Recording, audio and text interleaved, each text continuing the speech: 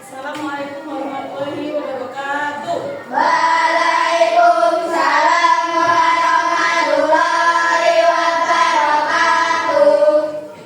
Bagaimana kabarnya anak-anak hari ini? Alhamdulillah wa syukurlah sehat. Alhamdulillah. Hari ini alhamdulillah kita berjumpa lagi pada pagi hari ini yang cerah. Dan apakah ada yang belum sarapan? Sudah sarapan semua? Oh, ada yang puasa. Oke, alhamdulillah. Hari ini sehat semua dan bisa berangkat sekolah. Sebelum kita memulai pembelajaran pada pagi hari ini, Bu Tias mau mengabsen dulu ya. Mas Adil Abid Alvaro, izin. Mas Anet Fala Albisar, kok lemas belum sarapan? Mbak Arista Nur Agus Iningsek,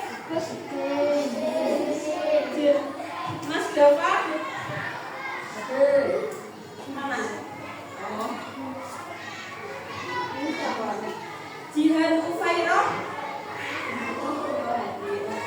Mahardika Zidan, Mazura, Muhammad Dino Al-Aqsa, izin. Oh, enggak keras. Muhammad Zaki Ramadan, Muhammad Iqbal Ramadan, mana? Oh, Nafa Nurin Wijaya, Niken Agatha, Nizam Adeki Nangkaka, Novia Dwi Andini, Rangga Dwi Wicaksono, Ringga Raifansa, Fania, oh ya, Zidan Nadine. Oke, berarti yang nggak berangkat ada 4. Semoga yang sakit segera diberi kesembuhan. Yang berhalangan bisa segera terselesaikan urusannya. Oke, sebelum kita belajar pada pertemuan pagi hari ini, siapa yang mau berani memimpin doa di depan? Ada siapa ya? 1 orang saja yang memimpin doa di depan.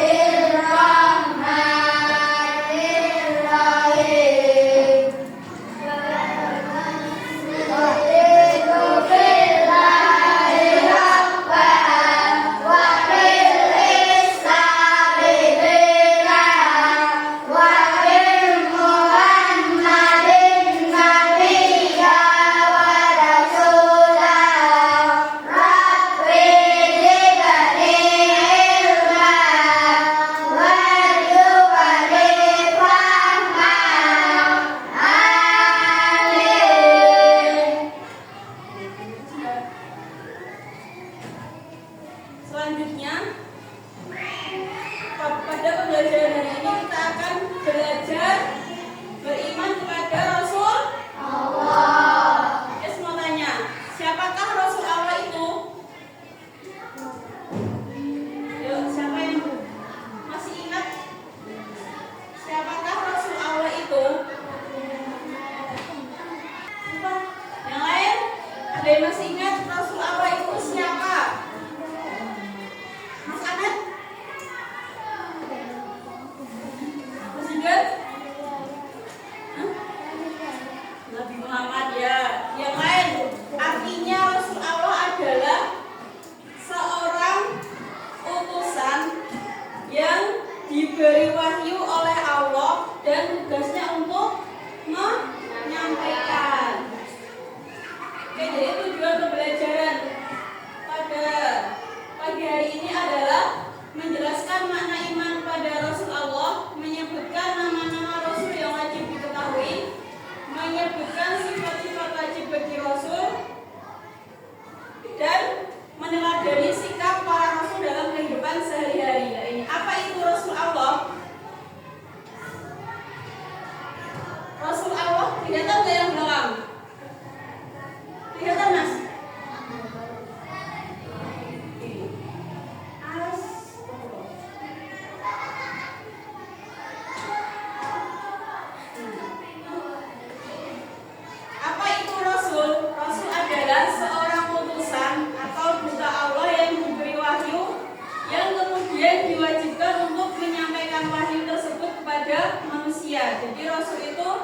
menerima wahyu bukan hanya untuk dirinya sendiri, melainkan untuk disampaikan kepada umatnya.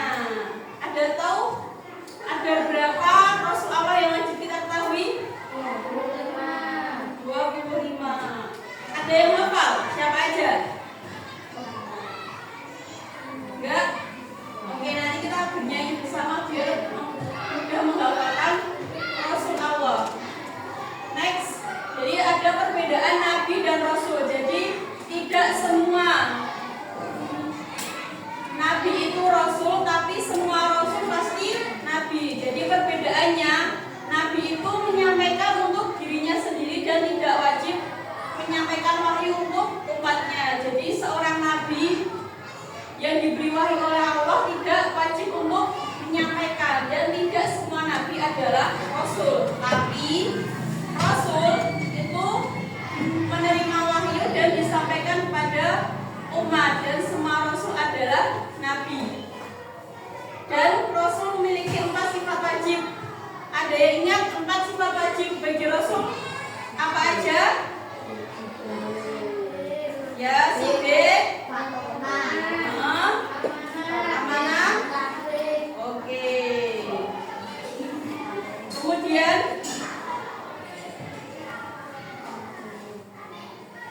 apakah beriman kepada Rasul Allah? Jadi beriman kepada Rasul itu berarti meyakini dengan sepenuh hati bahwa Allah Subhanahu wa Ta'ala telah mengutus para Rasul untuk menyampaikan ajarannya kepada umat manusia. Dan kita percaya bahwa semua ajaran yang dibawa para Rasul adalah benar dan wajib diikuti. Jadi beriman kepada Rasul Allah itu kita meyakini bahwa Rasul Allah itu adalah utusannya Allah dan tugasnya menyampaikan ajaran kepada umat manusia. Nah, ini adalah 25 Rasul yang wajib diimani.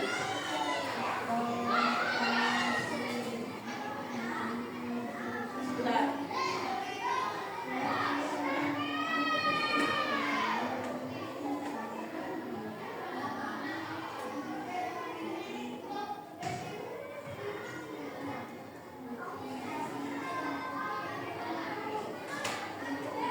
Biar kita mudah mengingat nama-nama Nabi. Nah, ini ada lagunya. Oke, diperhatikan ya. Terdengar nggak suaranya?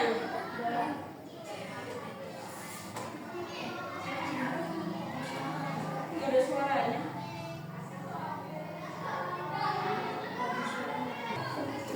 Oke. Dengar nggak yang belakang? Beneran?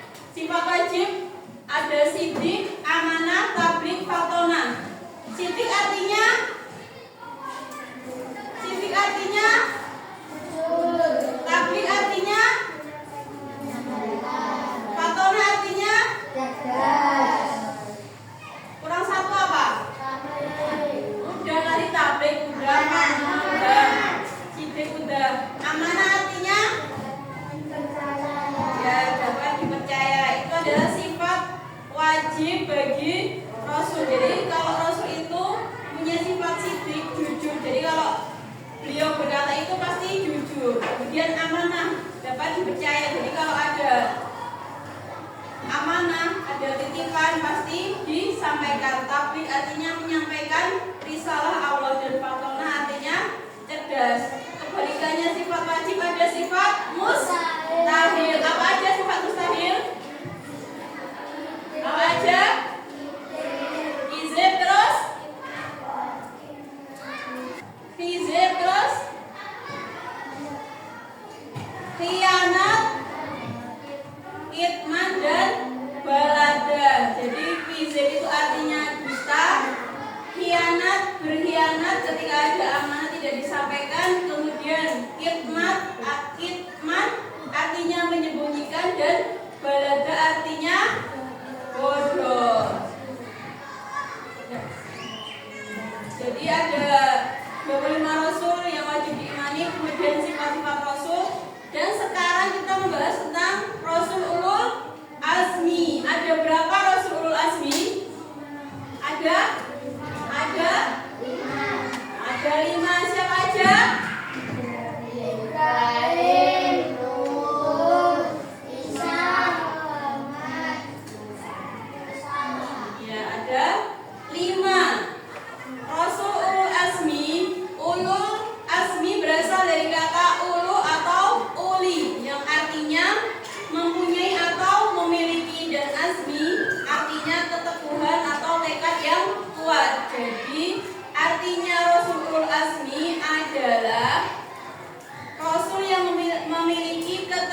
kerendahan hati, ketabahan, serta keuletan yang luar biasa dalam menyampaikan risalah yang diembannya, serta dalam menghadapi ujian dan tantangan yang sangat berat. Jadi Rasul Ulul Azmi ini mempunyai cobaan sendiri-sendiri. Siapa yang tahu ceritanya Nabi Nuh? Membuat kapal. Terus anak dan istrinya beriman nggak? Nggak. Terus selamat nggak? Tidak. Yang selamat siapa aja? Kaumnya. Jadi walaupun mereka itu istri dan anaknya Nabi itu tidak menjamin iman. Jadi yang bisa menjamin iman itu hanyalah Allah. Jadi si A ini iman atau kafir itu hanya Allah yang tahu. Nyatanya istrinya Nabi Nuh tidak beriman, malah diajak, ayo naik ke dalam perahu. Kan pas saat Nabi Nuh membuat perahu itu keadaannya nggak hujan, keadaannya masih musim kemarau, dan membuat perahunya itu di atas gunung, namanya gunung. Ada yang tahu gunung apa? Gunung Sari ya. Gunung apa? Gunung Judi namanya. Jadi Nabi Nuh itu membuat oleh Allah, diberi wahyu, diberi ilham untuk membuat perahu di atas gunung. Perahu dan gawe perahu di atas gunung kan kayak nggak masuk akal, tapi itu adalah perintahnya Allah. Ternyata Allah memberi wahyu kepada Nabi Nuh itu ada tujuannya, yaitu datanglah banjir bandang selama 6 bulan. Jadi banjir bandangnya itu nggak 1 hari, 2 hari, 3 hari enggak, tapi sampai 6 bulan. Yang berhasil selamat hanyalah Nabi Nuh dan 40 orang iman. Serta kapalnya Nabi Nuh itu ada 3 tingkatan. Pertama, buat apa? Hewan. Kedua buat apa? Apa? Sendiri apa? Ada yang ingat gak? Yang pertama itu buat binatang. Terus yang kedua buat umat, dan yang ketiga itu buat apa? Ada yang ingat? Bezura? Yang lain? Ya, Kak Atro. Nabi umat Islam Nabi siapa? Perempuan Nabi umat Islam Nabi siapa? Nabi Muhammad dituruni kitab? Ya, betul sekali. Jadi ada 5 Rasul Azmi, biar mudah mengingat, bisa disingkat menjadi NIMIM. Apa? NIMIM. Apa aja itu Nabi NIMIM?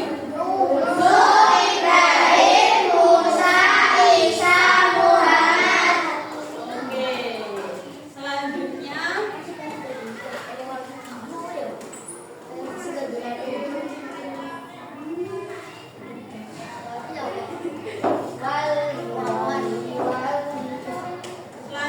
yaitu hikmah beriman kepada Rasul, meneladani akhlak mulia para Rasul dalam kehidupan sehari-hari. Tadi ada sifat Rasul yaitu jujur, bisa ditebak?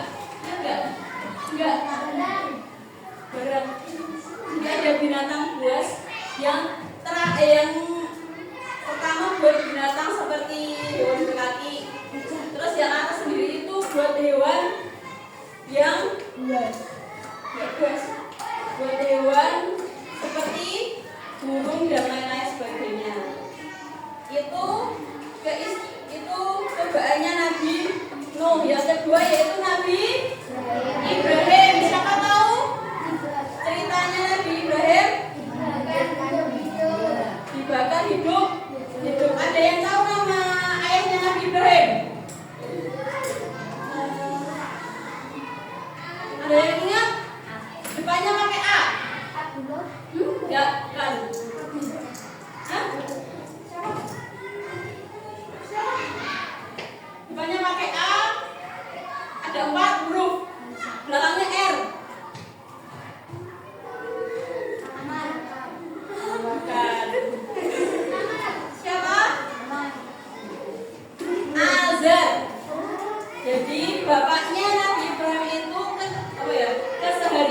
membuat berhala atau membuat patung. Kenapa Nabi Ibrahim dibakar hidup-hidup? Menghancurkan berhala. Tapi Nabi Ibrahim kepanasan enggak? Tidak, karena oleh Allah ditiup biar apinya itu dingin. Kemudian yang ketiga Nabi Musa. Apa ceritanya Nabi Musa? Membelah laut. Yang lain lagi ada 9 mukjizatnya Nabi Musa. Mengubah tongkat menjadi ular. Terus lagi, Membelah lautan. lagi yang lain. Coba apa?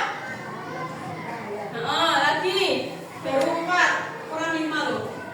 Ayo Mbak, ingat. Jadi ceritanya Nabi Musa itu dikejar apa? Dikejar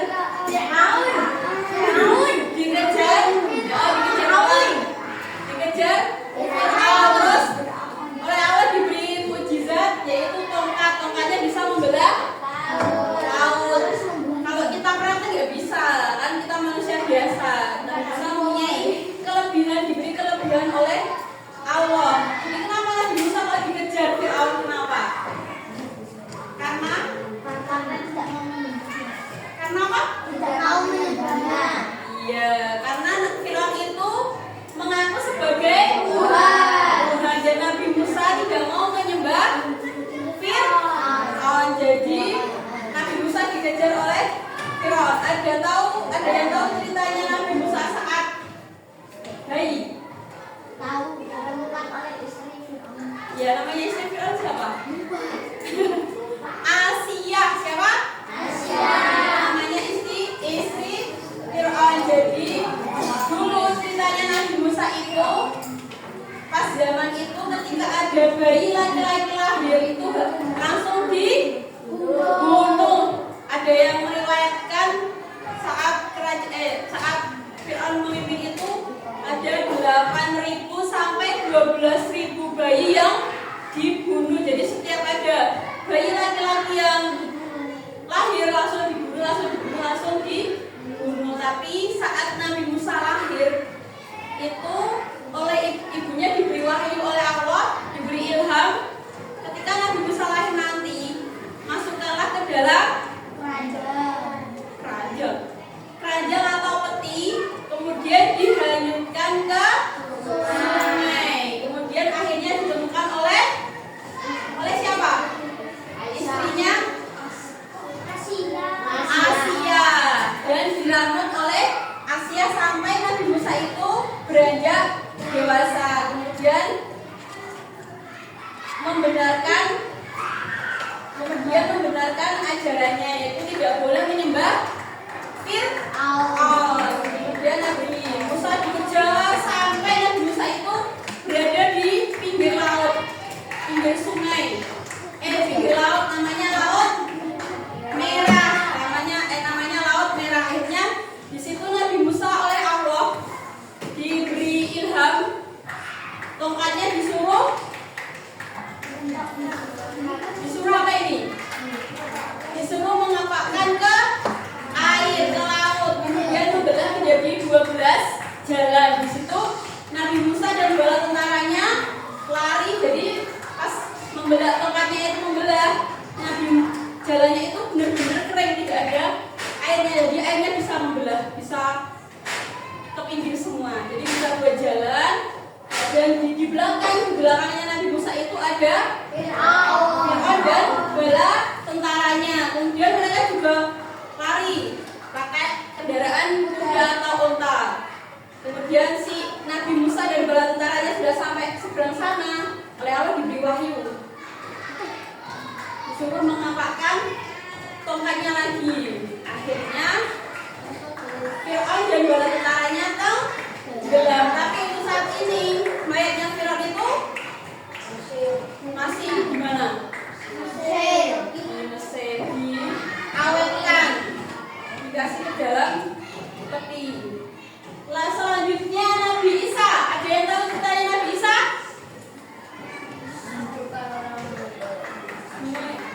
bisa mukjizatnya bisa menghidupkan orang meninggal. Apa? Oh, salah bayi bisa berbicara. Nama ibu Nabi Isa siapa? Bunda. Ya, Bunda Maryam. Jadi Nabi Isa itu diberi mukjizat oleh Allah saat bayi baru berumur 40 hari bisa berbicara, kemudian bisa menghidupkan orang meninggal, kemudian bisa menyembuhkan orang yang sakit belang, kemudian bisa membuat apa? Bukan, membuat bulu. Jadi selama tanah liat itu dibuat dengan Nabi Isa bisa menghidupkan. Nabi Isa sekarang udah wafat atau belum? Belum. Gimana sekarang Nabi Isa? Bilangnya sak berapa? Sak berapa? Sak berapa, Mbak? Ingat nggak? Empat atau dua? Bilangnya sak 4. Besok Nabi Isa itu turun saat mendekati hari kiamat. Besok Nabi Isa turun mau memberantas apa? Betul sekali, memberantas gajah. Dan terakhir Nabi Muhammad. Apa mukjizat Nabi Muhammad? Membelah bulan. Lagi yang lain. Apa, Mbak? Mukjizat Nabi Muhammad? Bisa kitab Al-Quran. Nah, dituruni kita Al-Quran yang lain. Bisa lagi. Nah, itu saat Isra.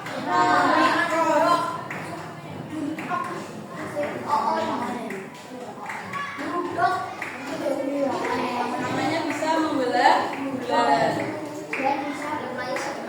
Dan bisa apa? Barusan siapa yang bilang? Terapkan dalam kehidupan sehari-hari. Ketika ditanya orang tua tadi di sekolah tidur atau enggak, kemudian amanah ketika guru menyampaikan nanti disampaikan ke orang tua ada pesan ini ya disampaikan kepada orang tua, itu meneladani akhlak mulia para rasul dalam kehidupan sehari-hari, menambah rasa cinta dan taat kepada Allah, menjadi lebih semangat dalam menjalankan perintah agama, membentuk pribadi yang jujur, amanah dan sabar, memahami bahwa Rasul adalah teladan dalam menyampaikan kebenaran. Terakhir kesimpulan, beriman kepada Rasul adalah rukun iman yang ketiga atau keempat. Dengan beriman kepada Rasul kita bisa belajar menjadi pribadi yang baik. Terima kasih. Sampai bertemu di sesi selanjutnya. Dan tugasnya ada tugas mandiri dan tugas berkelompok. Nanti 2 meja jadi 1 yang berkelompok ya. Yang terakhir gabung ke depan.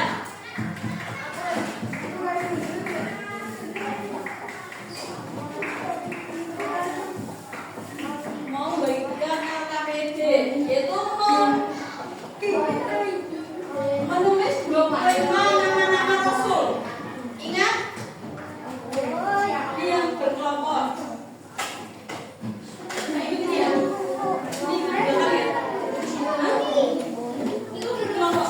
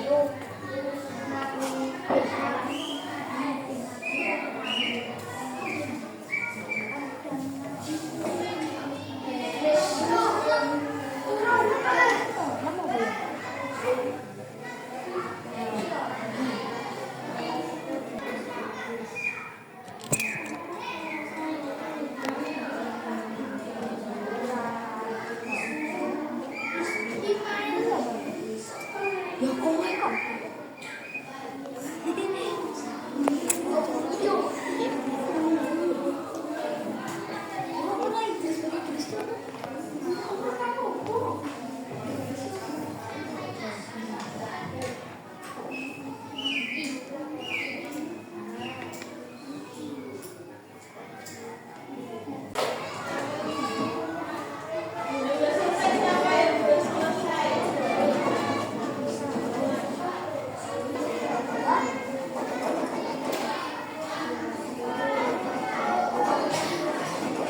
Udah. Belum. Gak urut gak apa-apa. Gak urut gak apa-apa.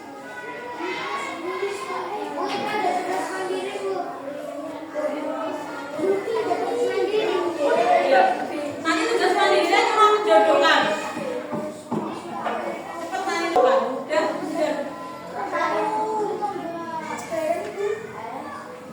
Udah belum? Ini baru sampai berapa ini? Dapat berapa? 1, 2, 3, 4, 5, 6. Ayo. Oh, mas lapar. Apa? Ini apa?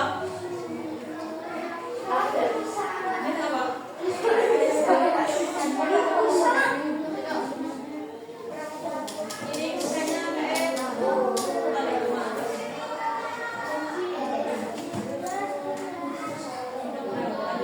Iya, sudah sudah. Oke, ada satu kata yang belum.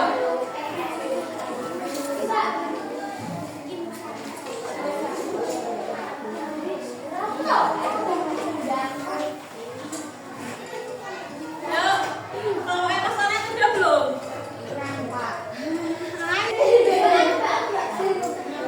Ayo. Udah? Adam.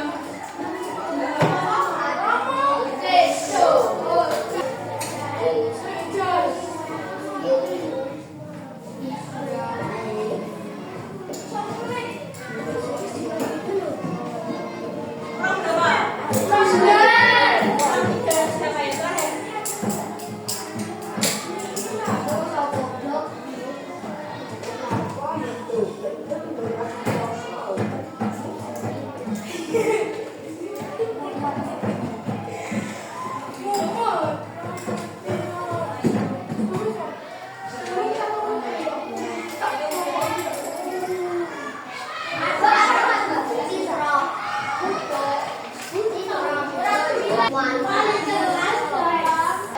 Bilangin.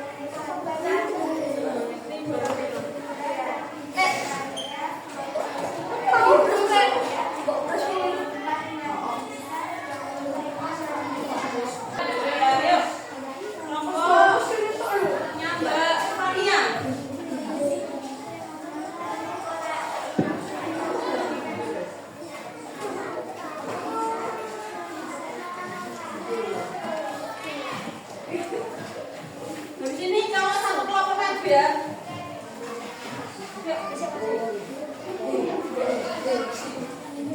Ambil MBG-nya, MBG-nya di mana? Perpustakaan. Nanti udah apa ya? Yuk, 1, 2, 3.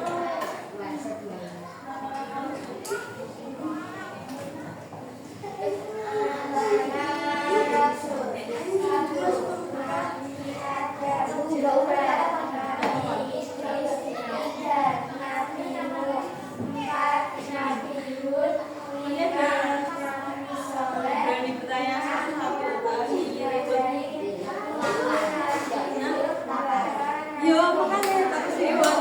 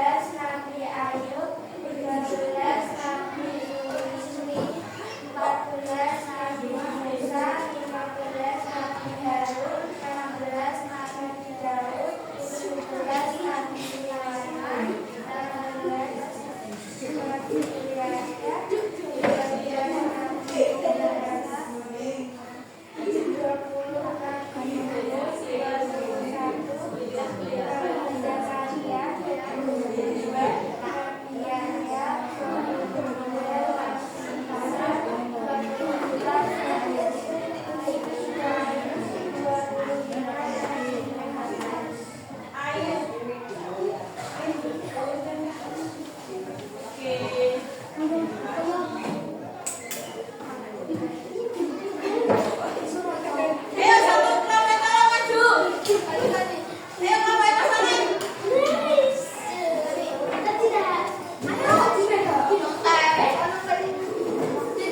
Lebih nyerah. Lebih cepat lebih baik. Akan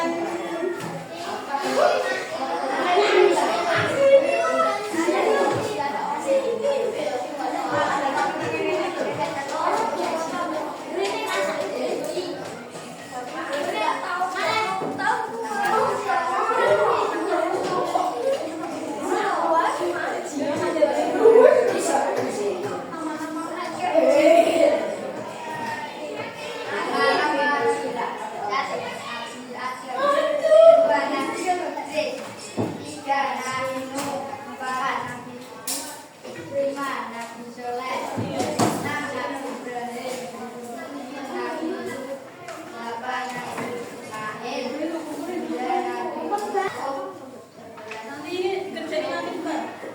Nanti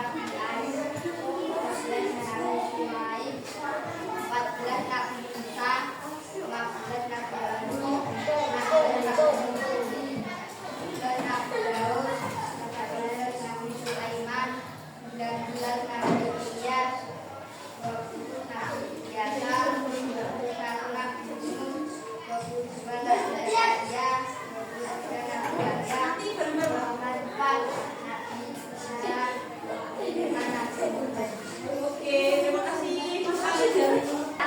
Oke, itu udah Ibu beri gambar kerja siswa lagi tentang menjodohkan. Bisa dikerjakan mulai dari sekarang. Mudah itu tugasnya. Sifat wajib Rasul.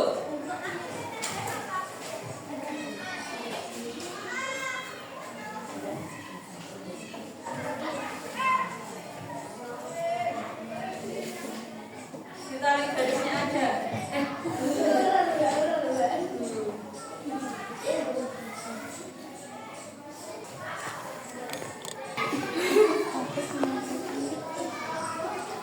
Ayo kerjakan.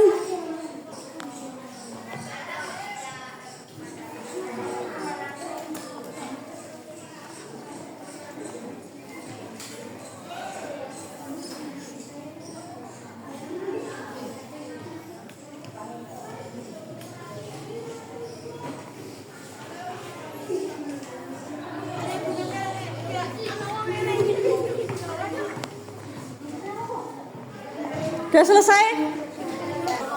Ya. Udah.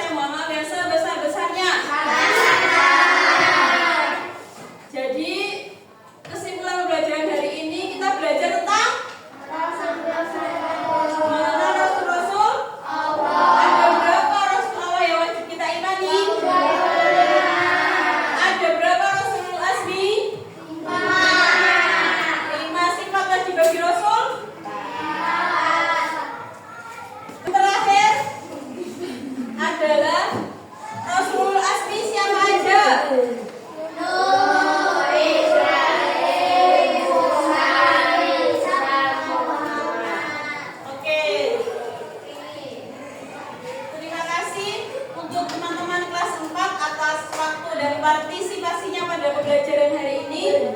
Sekian dari saya. Wassalamualaikum warahmatullahi wabarakatuh.